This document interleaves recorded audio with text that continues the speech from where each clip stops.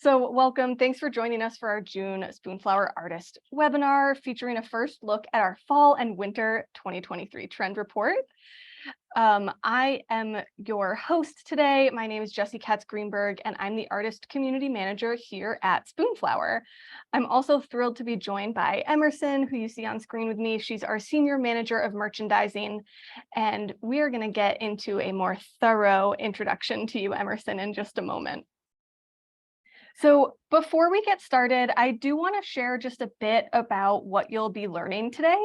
We're going to share a first look at our fall winter 2023 trend report, which is being released in full on the Spoonflower blog this Friday, June 30th. The trend report is primarily created to be a resource for artists, so we hope that it helps you as artists create the designs that makers and interior designers and ultimately your customers are looking for right now and throughout the end of the year.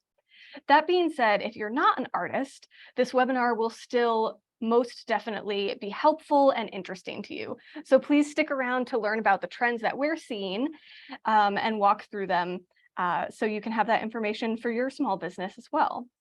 And I am curious how many artists, makers, and interior designers we have here. So I'm going to launch a poll.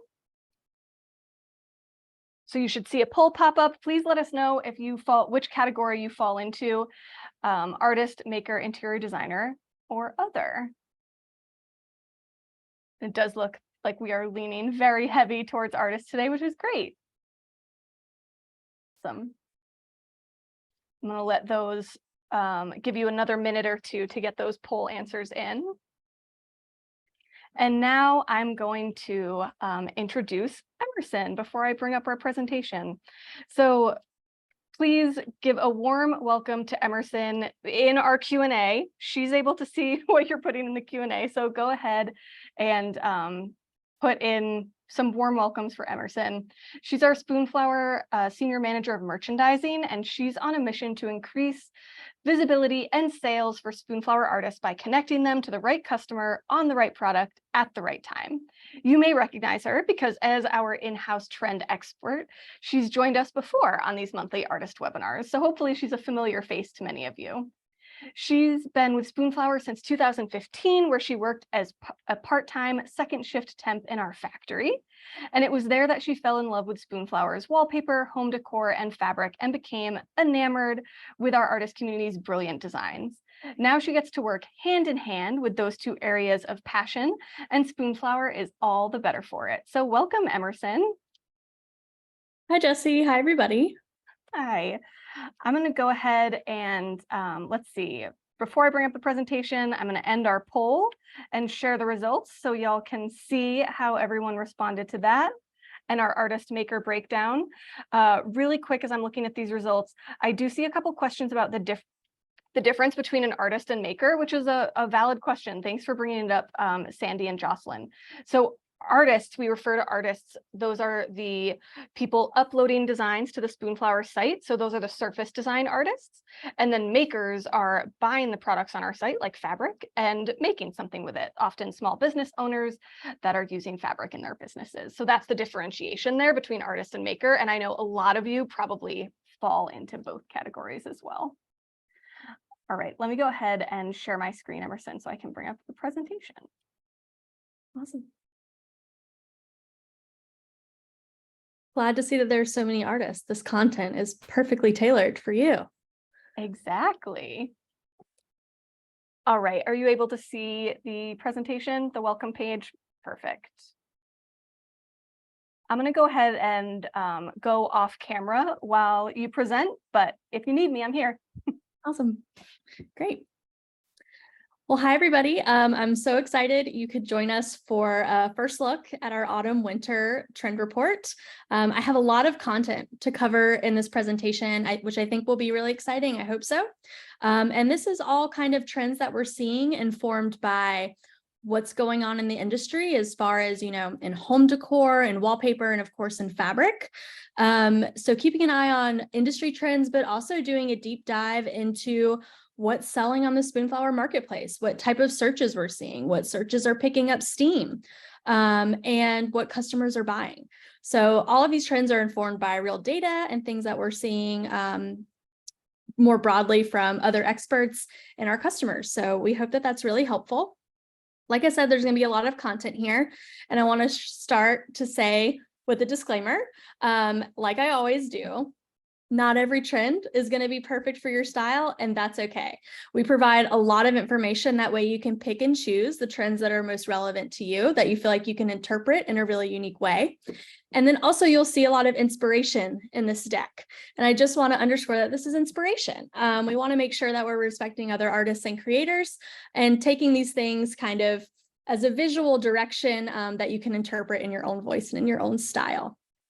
You'll see a lot of information here on specific keywords and specific trends and how those are interpreted. A lot of the trends that I'm going to show, we give you 2 different ways to interpret that. So you could say, you'll see this, I don't need to preempt it, but you'll see 2 different ways to take on each trend, which should be really exciting. I'm going to kick this off. Oh, sorry, Jesse, you're good. I'm going to kick this off with a webinar exclusive. This is not autumn winter. This is right now, but it's something that's really inspiring to me right now. So I wanted to touch on it while we were all together, which is our summer color story, which is Cobalt Blue. Blue has always been a top search term on Spoonflower. We see it growing year over year as our audience grows. So it makes sense that we would want to talk about blue, especially in summer, but I'm seeing a lot of blue pop up in interiors and in fashion. And we see that trickling through to what customers are looking for on our site. There's a lot of different ways to take this cobalt blue trend and put it into practice. You can go with a more calming kind of monochrome approach, or you can use it as an accent in a really vibrant color story like you see below. We see a lot of retro and 70s designs trending with rich oranges and pinks and yellows. Cobalt blue is a great accent for those. So creating really vibrant color stories that are very of the moment. So I wanted to show this. It's not going to be in the trend report on the blog, but I thought it'd be nice to have a little treat for those of you who decided to tune in. So that's our first trend. Jumping into the actual fall winter trends. Our autumn color story is going to be warm neutrals. So as we move into fall, it shouldn't be any surprise that people gravitate toward things that are cozy and soft and comforting. We see a big uptick in sales of designs that feature more neutral color palettes on our products. Specifically wallpaper, this tends to be a big trend where you have really interesting, really unique designs with novelty motifs or more high-end elevated motifs, but in these more restrained color palettes that are really inspired by nature. This allows customers who may not be as daring when it comes to color still incorporate a lot of print and pattern in their homes and visual interest. So I wanted to call this out as a big trend for the fall. We see this continuing, we see it growing, and I think fall is a perfect time to incorporate these more subdued palettes into your work. Nice soft pinks, rich terracottas, off-whites, beiges. And then if you remember back, we did a design challenge not too long ago that was a earth tone throw pillow challenge.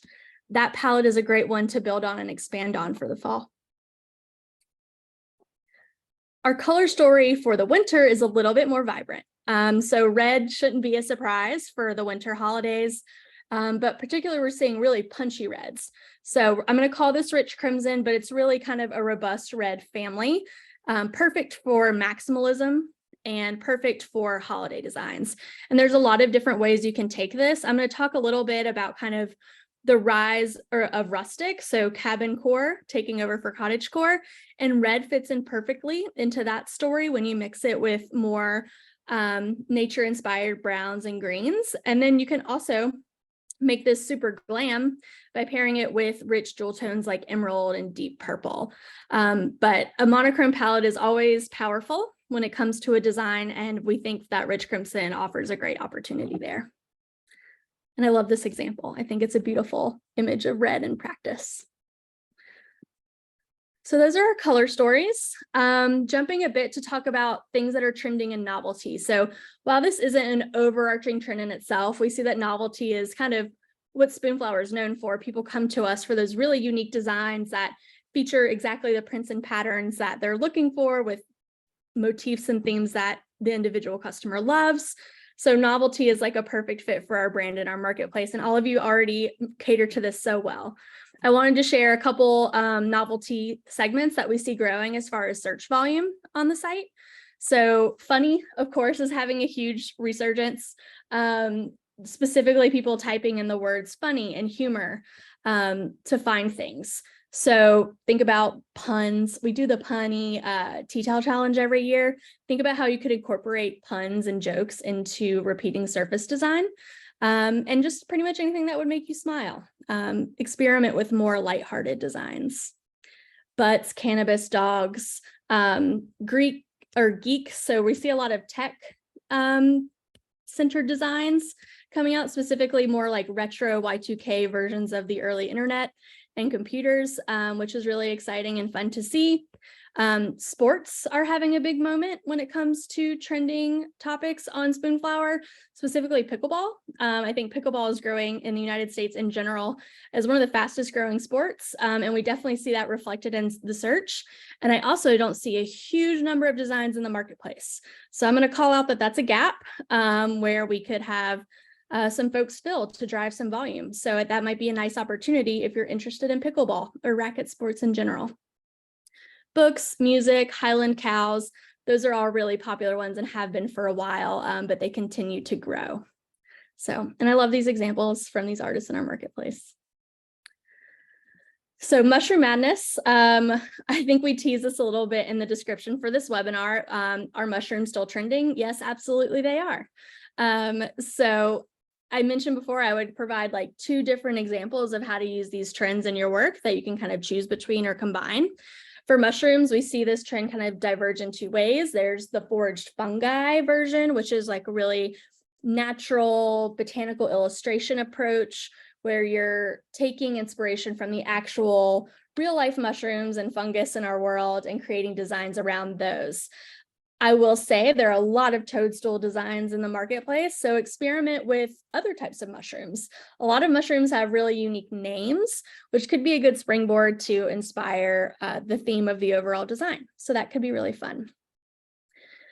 The other direction for mushrooms is kind of a more psychedelic approach. In general, we're seeing mid-century modern wane as the primary retro aesthetic on our site, and the 60s and 70s and counterculture are really on the rise.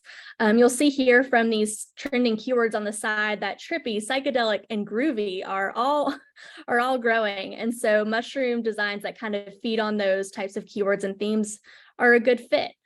We have some great examples here, but think mixing mushrooms with recognizable motifs like peace signs and smiley faces and rainbows and tie-dye.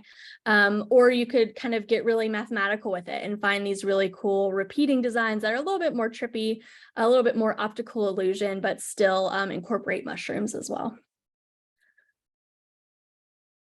Next, we have Seaside Styles. I think you've probably heard us talk about things like coastal grandmother in the past. That was a really popular trend that came out of TikTok last year. And we see that still rippling through the industry, especially in interiors, as it's an adaptive version of coastal where we're not thinking summer necessarily, and we're not necessarily thinking beachy bathing suit or tropical. It's more an American New England take on coastal, as well as European coastal, think Italian coast, think Adriatic living in the Mediterranean. So elevated take on this is the coastal chic style. We're thinking texture designs, pretty simple motifs, carefully treated with techniques like watercolor and brushstrokes, abstracting these motifs a little bit.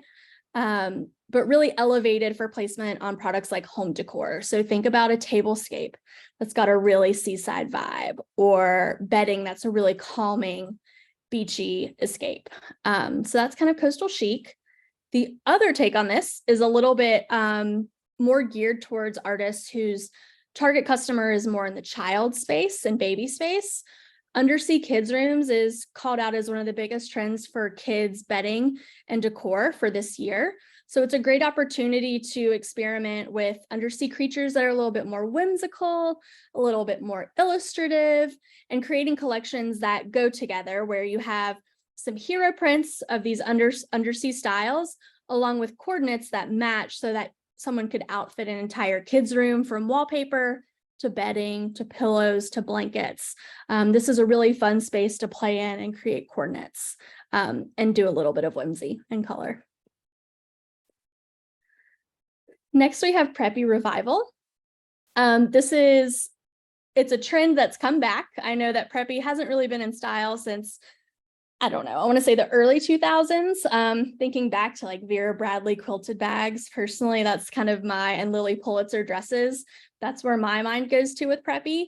But we definitely see interest in these types of designs rising. Again, 2 branches here. The first branch is Grand Millennial, which we've been talking about for a couple years now, really in the mainstream, but your classic designs mixed with modern styling. So think chinoiserie, block prints, ginghams, stripes. Blue and white is a really popular color scheme in the Grand Millennial style, but also think pale pinks and greens and earthy taupes and browns as well. The other path is a lot more vibrant. If you see here on the side, the color combo green and pink, that search term specifically, has spiked over 2,000% over the volume last year. And when I look in the marketplace, I'm not seeing too many designers tag their pink and green designs as pink and green, so they can be a little bit hard to find. So again, I think this is an opportunity not only to create new designs, but also to market designs you might already have live. But we're thinking pink and green in the preppy space. So these examples are great, but think kind of country club aesthetic. So racket sports and tennis and argyle and polo shirts. And then also think, again, these bold abstract designs that we think of when we think of preppy accessories from the early 2000s and 90s and even back to the 80s. Really colorful, really bold, and nostalgic almost, which is kind of nice. Next, we have historical influences. If you're familiar with the Spoonflower site and you browse bestsellers, this should come as no surprise.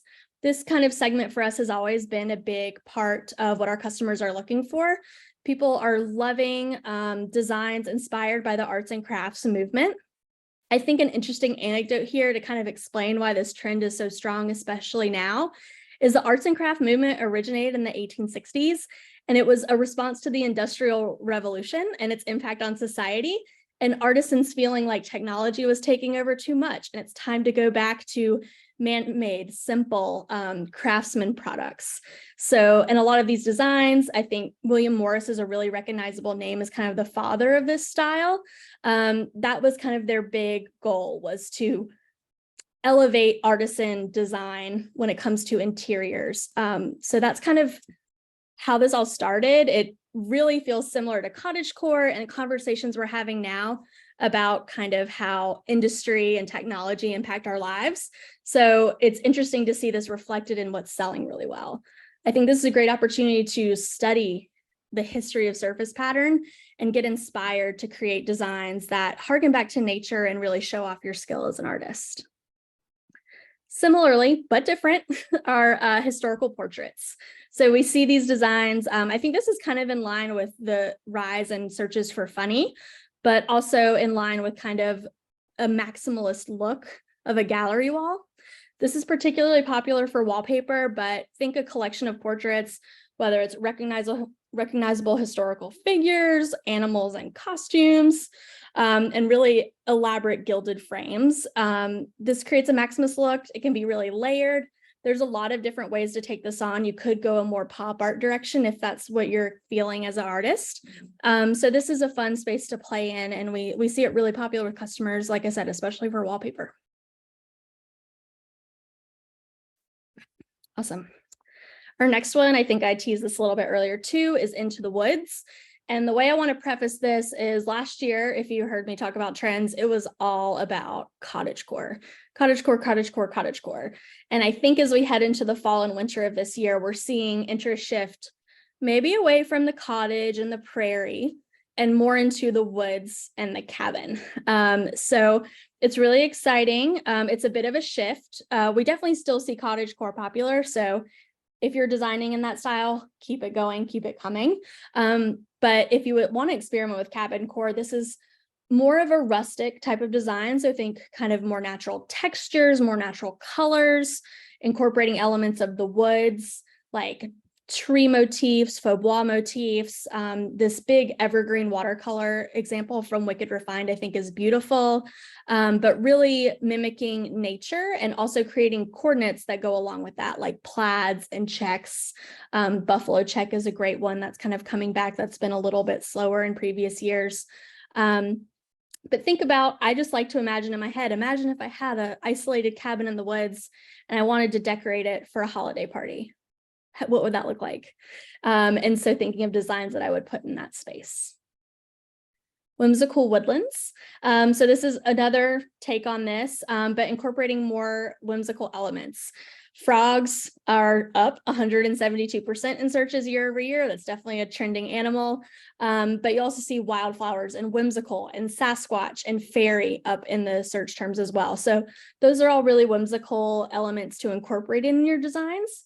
We also see the word hidden ticking up in search. So this could be a cool opportunity to create designs with little hidden elements of whimsy, which could just really result in some beautiful wallpapers to go in kids' rooms or small reading spaces or powder rooms where it looks quite normal, but when you get up close, you see really surprising elements of magic. Next, we have the Wild West. So this is really, we're seeing a lot of resurgence in interest in depictions of the American West, not necessarily the Old West. This is kind of more of a modern take on those classic scenes of cowboys. We see, if you're into American music or you've heard of people like Casey Musgraves or Orville Peck or Little Nas X, it shouldn't come as a surprise that cowboy culture is on the rise, and it's in a way that's a lot more diverse than it used to be, and also with a huge element of camp and kitsch. So that's the first direction here, the cowfolk kitsch.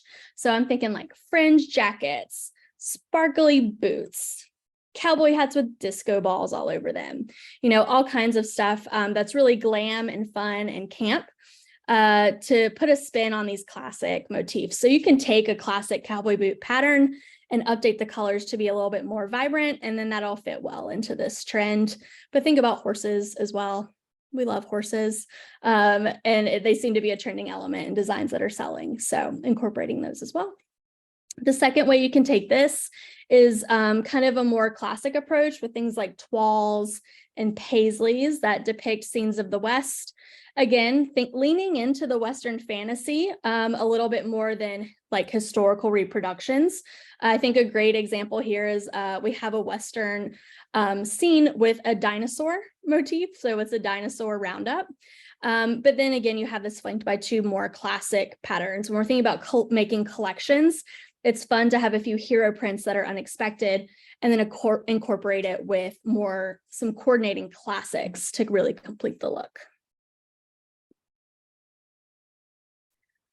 This last one should make sense because we're talking about autumn and we all know Halloween is coming up.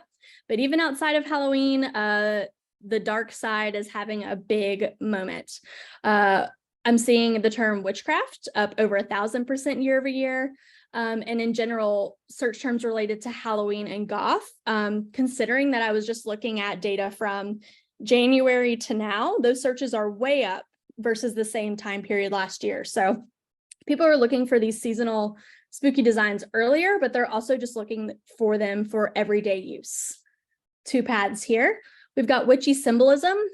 So I'm going to keep talking about cottagecore because I think it's a common thread through everything and it can be interpreted in different ways that lends to these other trends. It's like one big trend feeding a ton of new trends.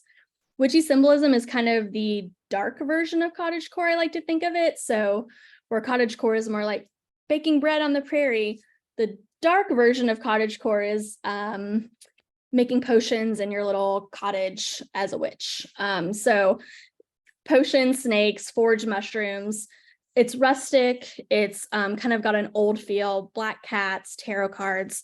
Those are all good motifs for this trend. Again, in a dark palette with great illustrative renditions of those motifs will do well. Let's see hand motifs in this style that are really popular. I thought I'd call that out because I'm seeing a lot of designs with hands selling. Hands are really hard to draw. So if you can do it well, try it out. Gothic romanticism is the other way to take this. So emo and gothic music, which to me, that was like That was the music when I was a teen.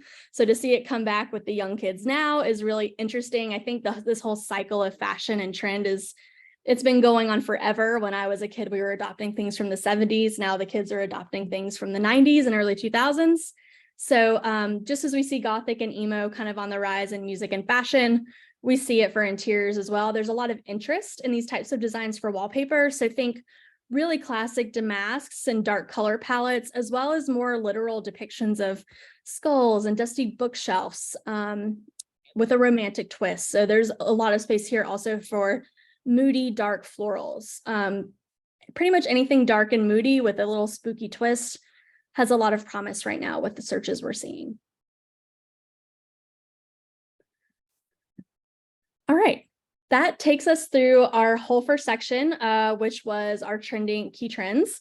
So I'm going to take a break to see if there's any questions or comments from Q&A from Jesse or Alexa before I jump into the next section, which is our holiday mood boards. Emerson, that was amazing. I can't wait to see the holiday mood boards. We did get a few questions come in. Let me find a few for you to answer here. One was, could you offer a definition for boho? We've heard it from customers and it seems to have sort of like a wide definition, wide bandwidth.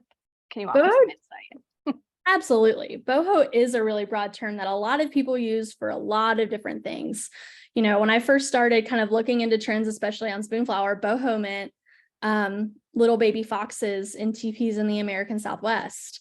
And now it definitely means kind of more medallions and rustic colors and sketchbook botanicals kind of all layered over each other.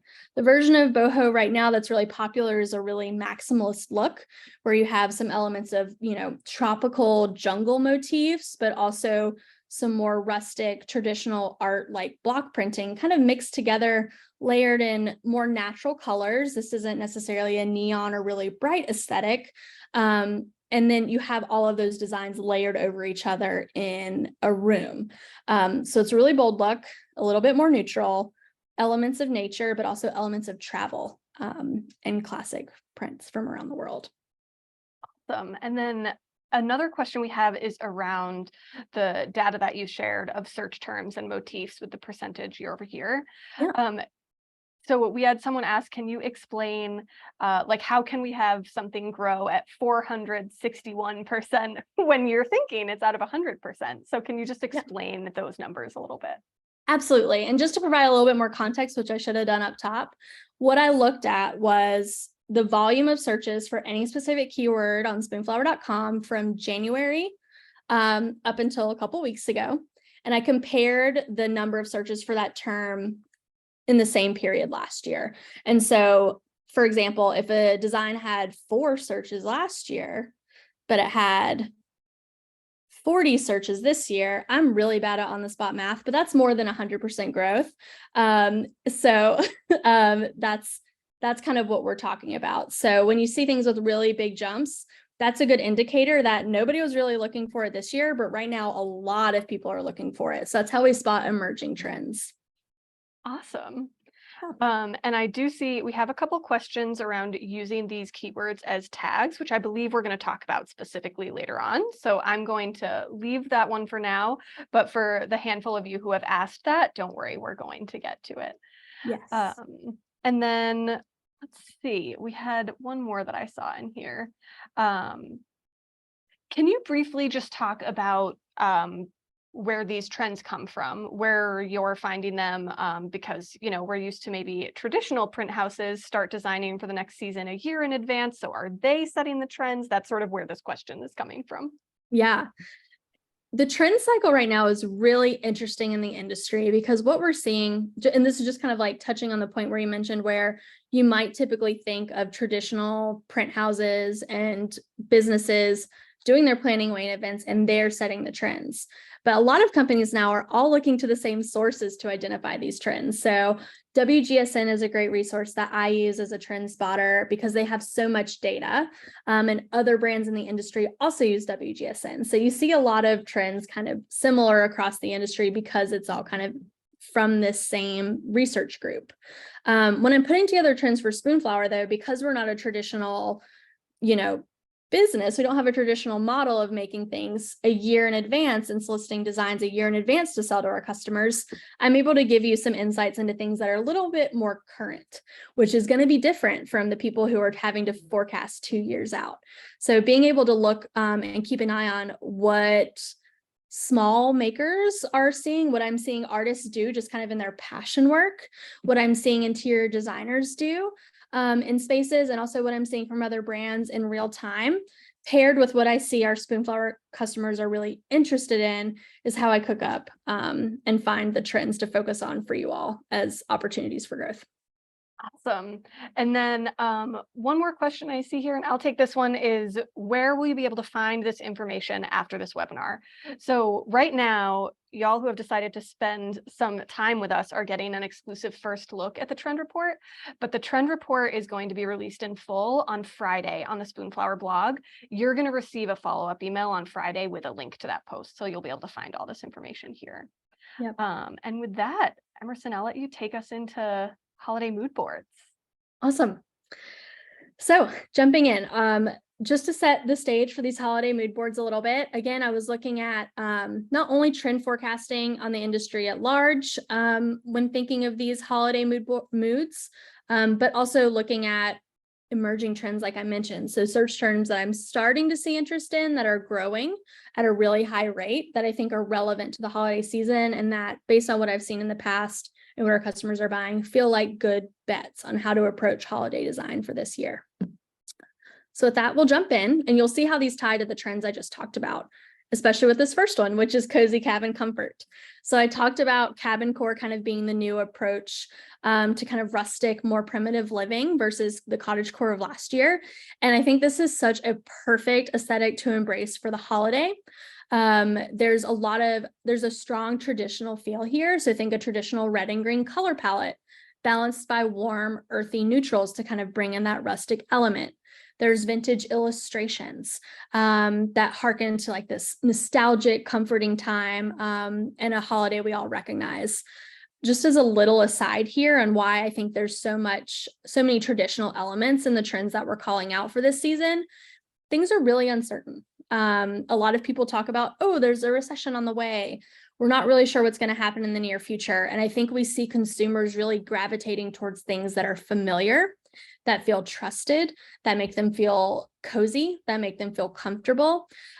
So I think cozy cabin comfort that's kind of underscoring all of this. It feels familiar. It feels like a room that you just want to walk into and live inside of because it comforts you and holds you in these pleasant memories. So this iteration of holiday is great to kind of cater to that customer need. Relevant keywords that are trending for this are rustic, cabin, buffalo plaid, woods, fawn.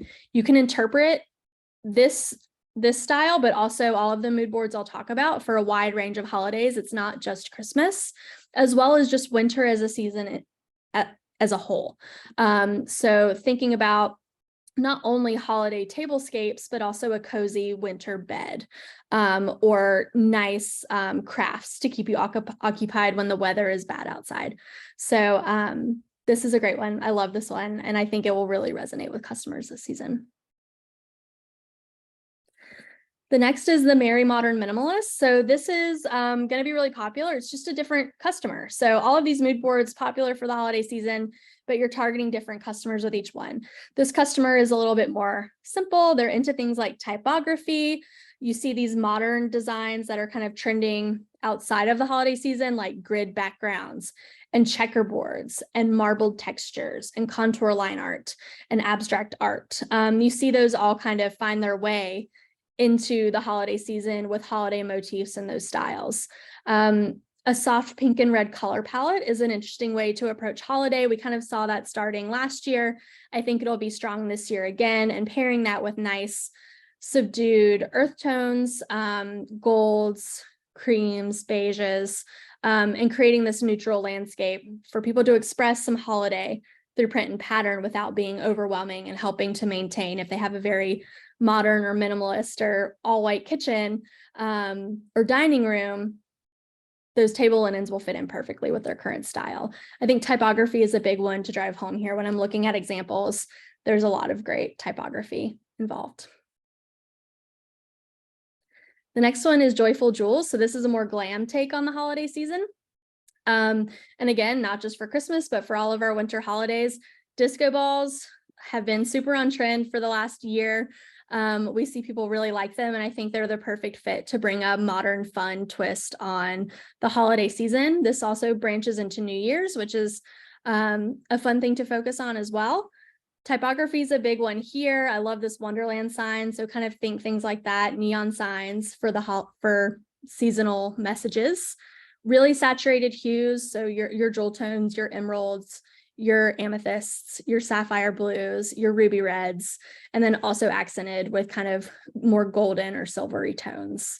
And you want high contrast, so you want those really bold colors that are really vivid, countered by some darker shades and backgrounds. But yeah, this is a great one. The last one is Celestial Celebrations. So over the last few months, and I think this has really led, I mentioned before, youth culture and TikTok being a big one that drives kind of trends up the chain through fashion to interior design to kind of this broad mass market appeal. We've seen a big nostalgia for 90s motifs. So the 90s sun and moon, kind of this upper middle image, I think is a good example. Didn't want to provide like exactly what I was saying. This is great inspiration. We see that really popular right now, and I think that's going to hang on as we go into the holiday season with more celestial, simple or ornate star and moon designs. Think color combinations like gold and navy, and not necessarily just holidays like Christmas. Winter solstice is also a good holiday to keep in mind, as well as Hanukkah. There's some great star motifs to draw on for that holiday as well. But moody night skies, sparkling lights, and again, these Moravian star and star motifs kind of driving home through all of it. And again, you can see some trending keywords for that one. Awesome. So now that we have our mood boards and you have some inspiration, hopefully your mind's kind of whirling on the types of designs you want to make for holiday, I wanted to take a minute to touch on timing. You might be asking, when should I be uploading my holiday designs? And the answer might surprise and scare you, because when I look at searches on Google, it's coming up. So I know we have some makers on the call and they can probably speak to this in chat or in Q&A, but our makers who are preparing for the holiday season and creating decor and gifts, they're going to start shopping for these holiday prints like now so that they can make their products. So getting your designs uploaded as soon as possible is really important. When I look for the search term Christmas fabric on Google, it starts to really pick up the first week of July, which is like in a few days. So now is the time. Don't be overwhelmed though. If you already have holiday designs in your shop that you feel like match some of these trends, it's a good time to just get them updated. Make sure their titles and tags are looking good. Make sure you have them in some curated coordinating collections. We want to make sure that things that are in the marketplace are easy to find so that you're not scrambling to create something new every single time. That said, you do have some time to just keep uploading them. We'll see that traffic starts to pick up in July, but it really doesn't peak until, I would say, early November, especially for fabric. When we're looking at home decor, you have a little bit of a longer season, but it's really important to get those designs in the marketplace earlier. When we look at winter decor searches, those really start to uptick early September. So you have a little bit more time there to cater to the home decor customer, which if you've been on Spoonflower for a while and you're experiencing some success, you probably recognize as a huge opportunity to earn some cash, because our home decor items are selling really well. And we want to be a winner in that space.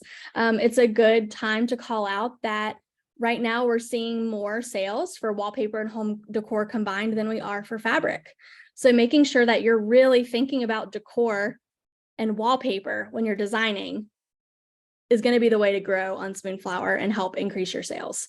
So I wanted to include those decor searches as well, because they're super important. Cool. So now that you know when to list and may have some ideas on what to list, just a quick rundown. If you know me, you've probably heard me say this a lot. I used to run our third-party marketplaces team. So titles and tags and discoverability used to be my whole game for several years there. And I've talked to some of you about that in previous webinars. So I want to just run through this again. I gave you some trending keywords, and you'll see these when you get the copy of the report in your email. Those keywords are what people are looking for. So those keywords are what you want to use in your tags. They're not all you want to use in your tags. You also want to kind of think of some synonyms, do your research, use Google Trends to kind of like test things out and see what people are looking for, and make sure that you're using all of your tags to incorporate those. So you want to be hitting these relevant keywords, and then you also want to be thoroughly describing your design, because if I'm looking for a pink snowman wearing a hat, I want to make sure that if I type pink snowman wearing a hat, you have the tags there so I find your design. So leveraging all your tags, incorporating the trend relevant keywords, and then also incorporating as many keywords as you can that describe your design. You want to make sure to include colors.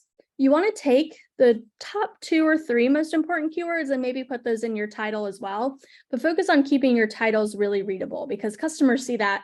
And if it's a huge long string, that can be really confusing and off-putting. So make sure it's relevant, but make sure it's readable. Big tip at this point, like I just said, go back and clean up any on-trend designs that are already in your shop. Make sure the titles and tags look good. Make sure you're using some of these relevant keywords. And like I said, use Google Trends to find inspiration for other terms to use as well. All right. And one of the last things I wanted to touch on is something we haven't really talked about before, which is how to leverage collections. I think a really important thing that is super crucial to getting your shop ready to make sales for the holiday season are recognizing that things like titles, tags, and collections should be created and used with the customer in mind. So when we think about how customers are shopping on spoonflower.com, the titles and tags should be catered to what they're typing into search, and your collection should be catered to presenting them with a perfectly small curated set of items of designs that could translate to things like bedding and table sets, or also like coordinating fabric collections for things like quilts and other crafts. So I have a few tips here and an example of something that I put together. I want you all to focus on home decor as we go into this season, and make sure you're previewing your designs on the home decor products that Spoonflower sells. So we offer bedding and table linens, which I think are both 2 great places to kind of focus on for holiday, as people want to get their guest rooms ready for holiday visitors and they want to set the table for memories. So have a product category in mind when you're making your collection, and when you're thinking of designs to put in that collection, preview them on the actual products. So you can go to the products right from your designs page. Incorporate a variety of scale and complexity. So when you're creating a collection, this is the general approach I like to take, is where I find one hero print that really kind of drives home the color palette and the theme I'm going for. An example is, if I'm thinking of bedding, I kind of want to think of a hero print for the duvet and shams. So that design can be larger in scale. It can have a wide range of colors, and it's really what anchors the collection. From there, you want to do 2 or 3 statement prints that work with the hero. So in this example, you'll see our hero is a large scale floral, but on the bottom pillowcase and on the fitted sheet, we have 2 different smaller scale florals. One is about the same complexity as the hero, and one is a lot more simple, but still interesting because it has the same motif, both coordinating because the colors are consistent. Then you want to make sure that you're incorporating a couple really simple coordinates. These coordinates can be like polka dots, grids, checks, ginghams, stripes, or anything else you can think of. It could be abstract, it could be watercolor, but those should pull out individual colors in the palette and allow people to mix them into the collection that provides some rest for the eye. So you'll see here, there's a great coordinating green polka dot that we mixed in on the flat sheet just to kind of break up the busyness of all of the other designs. So it's really good to have a balance of your hero statement pieces and then coordinates that go with them. You might say Emerson. There are already thousands of stripe designs on spoonflower.com. Why would I want to create a stripe? It's because when customers are looking to build a whole bed, they want to make sure that the colors match. So my advice to them, and my advice when I'm putting together collections for things like our lookbook, are to coordinate from the same artist, because it's a higher likelihood that they'll be using the same hex codes and colors across designs. So there might be a ton of other blue stripe designs out there, but you want to make sure that you're offering one in your collection so it's easier to find and in a color that perfectly matches with the other designs that you're presenting. So that's my tips on collections. Keep that curation tight. You don't want a ton of designs in there. This is not a type of collection where you're just capturing all of the scale versions and all of the color versions of a design that are available. This is a use of collections that is really catered towards putting a bedding set or a table set or a fabric bundle in front of a customer where the customer feels really confident that all of those things are going to go together, rather than picking and choosing from a really large collection. This example here has 5 designs where we created a bedding collection from it. So yeah. Also, last note on collections, make sure you're calling out. It's a good practice to call out if you have a particular product type in mind or a particular style or trend you're catering to. Make sure you're calling that out in the title and the description, because you can now, in the Spoonflower search bar, you can type in a search and click collection, and it'll show you all the collections that return. So if I want to look at 70s floral bedding collections, I can type in 70s floral bedding, click searching collections, and see collections that match that to help me build those bedding sets or table sets. Cool. So that's collections. I hope that was really helpful. Super happy to answer any questions on that, because I know it's kind of a new concept and it's a little bit different than how a lot of folks are already using collections on Spoonflower. But we want to see what you got. So as you're working through these trends and uploading designs and massaging your titles and tags and creating these beautiful collections, we want you to share them. So put them on social, add your designs, add some renders if you want, but use the hashtag Spoonflower Trends and tag us at Spoonflower, and I will be looking, and I'm excited to see what you make. Cool. Thank you so much, Emerson. That was incredible, and we're getting a lot of gratitude in the Q&A that this has been helpful, and especially your tips on collections. So thank you so much. Yeah, I'm glad. So we are going to quickly run through a few more just helpful things about how you can take the information that Emerson has shared and use that to create your own collections for fall and holiday. But before we do that, I do want to launch one more poll.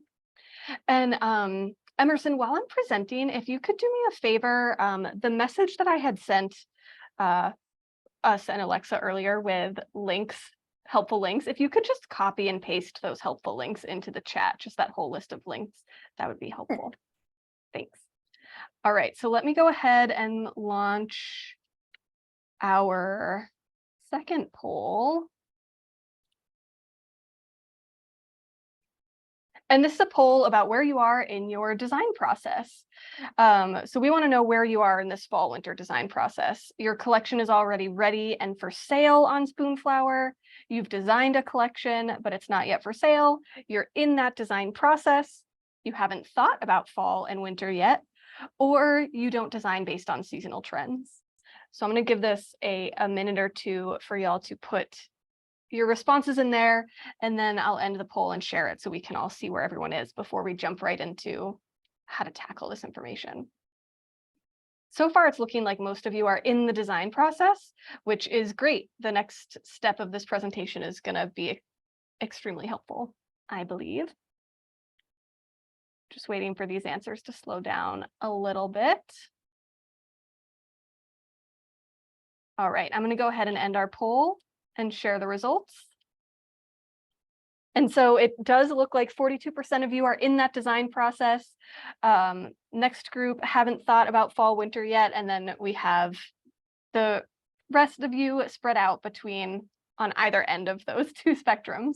So thank you again for participating in that poll. That's really helpful for us to see also sort of where you are in that process. And let's talk about how you can reference this trend report while you're designing those collections, since so many of you are in that process. So I'm going to talk about 3 simple steps. Step 1 is selecting the trends that make the most sense for your brand.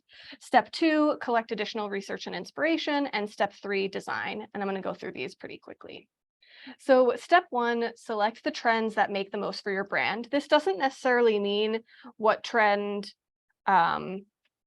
feels most on brand for you. That's not the only question to ask yourself here.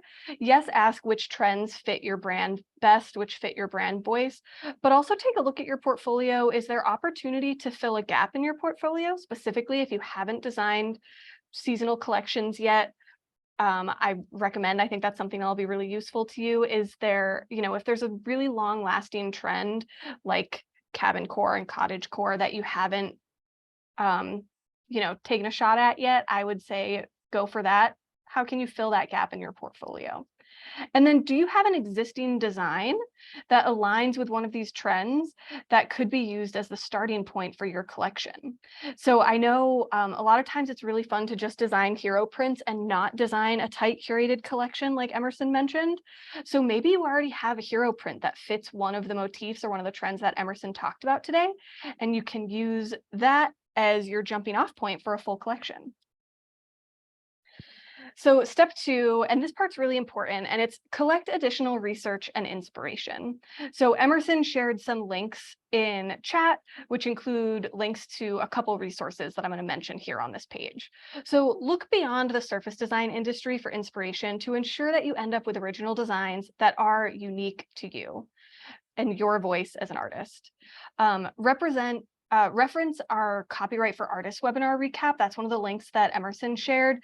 This featured Karina Kachtorian, an IP attorney, as well as artist Katie Dyka, and they went over how to reference existing designs as inspiration and how it's really important to study the design, learn what you like and dislike about it, rather than just taking one design and making something inspired by it. It's important to always combine multiple types of inspiration. So that could be the designs, like what, and let's see. Okay, and I think Emerson's links only went to me, so I'll go ahead and share those links momentarily. Give me 1 minute. So always combine multiple types of inspiration. So that can be these designs like I was just talking about, really dissect them, learn what you like about them, but it can also be collecting inspiration offline. So one of the resources we'll share that I have listed here to the right is a blog post titled 12 Ways to Find Inspiration Offline, which is written by one of our Spoonflower artists, Janetta Gonzalez, and she includes 12 ways that don't include scrolling your phone or looking at other artists' work that I think are really helpful to combine into your research and inspiration phase. And then ensure that you own the rights or have proper licensing for the elements in your design. And I'm going to actually talk about that more on this page, which is the design page. So step 3, design. One of the things that we talk about in that copyright webinar that I mentioned that you'll be able to watch on our blog is utilizing a clean room drawing technique by studying your inspiration for as long as you'd like, and then put that inspiration away, then start to draw or design. That way you're not referencing anything too closely. Again, ensure that you own the rights or have proper licensing for the elements in your design, especially fonts. So fonts are one of those things. I know Emerson talked about typography a bit. Fonts can be a little bit tricky. I would suggest the best case scenario is that you're designing your own fonts or using your own hand lettering, and that is also going to be really authentic to your style. And then if you're not designing your own lettering, then go ahead and just really make sure that you're using commercial font licenses that allow you to sell artwork that utilizes those fonts. If you're questioning whether your design is too close to a design that exists already, it probably is, which means it's time to revisit your design to see how you can adjust it to represent your unique voice. And then designing for trends does not mean that your design should look like everything else on the market. There is most definitely room for your original work. I know we're going about a minute or two over because we started a little late due to technical difficulties, but I'm just going to go ahead and stop sharing quickly to close us out and share all of these important links with you in the chat. Let me grab these for you quickly, and these links are going to include a way for you to stay up on all of the artist happenings here at Spoonflower, and that is by signing up for our emails. There's the Spoonflower blog, which is where we're going to post the full trend report this Friday. You're also going to receive a follow-up email about that, the 2 blog posts that I just mentioned, and also a webinar survey. We would love for you to fill that out. It really helps us in planning future webinars. As you've noticed, we've been doing these about monthly, and I want them to continue being a really important resource for you as our artists. So please fill that out just to let us know how you enjoyed the topic today and what topics you're looking for in the future. And this webinar survey is a little different because it actually includes some questions. We're in the pre-planning stages for our Surface Design Symposium, which this year will be our 3rd year doing that. And I'd love to get your ideas for that as well. So again, that event can just be exactly what it is that you want it to be. So Emerson, thank you so much for joining us today and sharing your amazing trend knowledge. I don't know if you've had a chance to scroll through the Q&A. I'll certainly be sharing it with you later, but there's a lot of gratitude for all the info that you shared. So thank you so much for joining us. Oh my gosh, it was such a pleasure. And I have been scrolling through the Q&A and just all of the questions also. I love the curiosity. I hope to keep sharing information like this to keep answering those questions. Awesome. And thank you all for joining us today. And as always, just kind of going with the flow and asking all of your questions and participating. I really appreciate it. I hope that this was as helpful for you as it was enjoyable for us. And we will see you at the next one. Thanks, everyone. Bye.